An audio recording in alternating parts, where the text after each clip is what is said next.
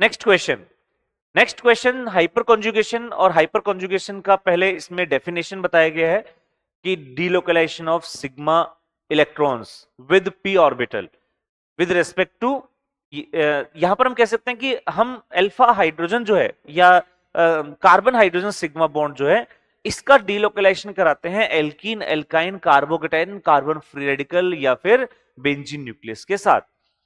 तो यहां पर एक नेसेसरी कंडीशन क्या होगी कि at least one alpha hydrogen should be present on alpha carbon.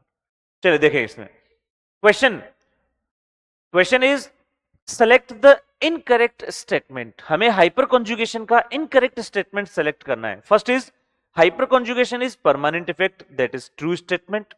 Hyper conjugation permanent है, और परमानेंट इफेक्ट कौन कौन से हैं? परमानेंट इफेक्ट है inductive effect, hyper conjugation and mesomeric. तो फिर हमारे माइंड में ये आता है कि टेम्परेरी कौन सा है, तो वो है इलेक्ट्रोमेरिक इफेक्ट। तो यहां हम कॉन्सेप्ट जो यूज कर रहे हैं मल्टीपल कॉन्सेप्ट्स हैं। बेसिकली यहां पर हम कॉन्सेप्ट यूज करते हैं कि hyper conjugation means hyper conjugation that is presence of alpha hydrogen. Alpha hydrogen होना चाहिए किसके रेस्पेक्ट में, वो हमें ऊपर बता रखा है alkene, alkyne, carbocation, carbon free radical के रेस्पेक्ट में।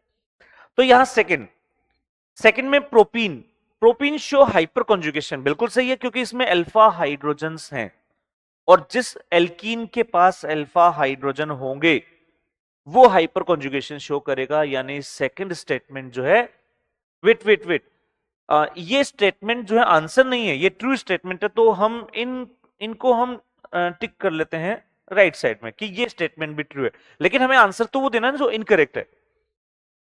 Option C, stability of alkene is directly related to number of hyper conjugation structure, बिल्कुल सही है।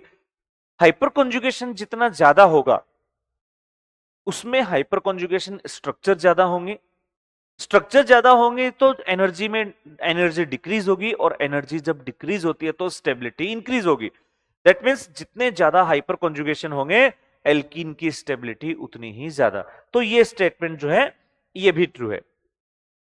Last one is toluene does not show hyper conjugation, ये स्टेटमेंट इनकरेक्ट है। अगर हम toluene की बात करें तो टोलुइन में हम ऐसे कह सकते हैं कि जो बेंजीन का अल्फा कार्बन है या डबल बॉन्ड का जो अल्फा कार्बन है इसके पास तो अल्फा हाइड्रोजन है, और जिसके पास अल्फा हाइड्रोजन होगा उसमें हाइपर कॉन्जुगेशन होगा। यानी ऑप्शन डी इनकरेक्ट है, क्योंकि स्टेटमेंट में कहा गया कि हाइपर कॉन्जुगेशन नहीं होना चाहिए, एक्चुअल में हाइपर कॉन्जुगेशन प्रेजेंट होगा। तो ये था क्वेश्चन हाइपर कॉन्जुगेशन से रिलेटेड जिसमें हमें इनकरेक्ट स्टेटमेंट को सिलेक्ट करना था।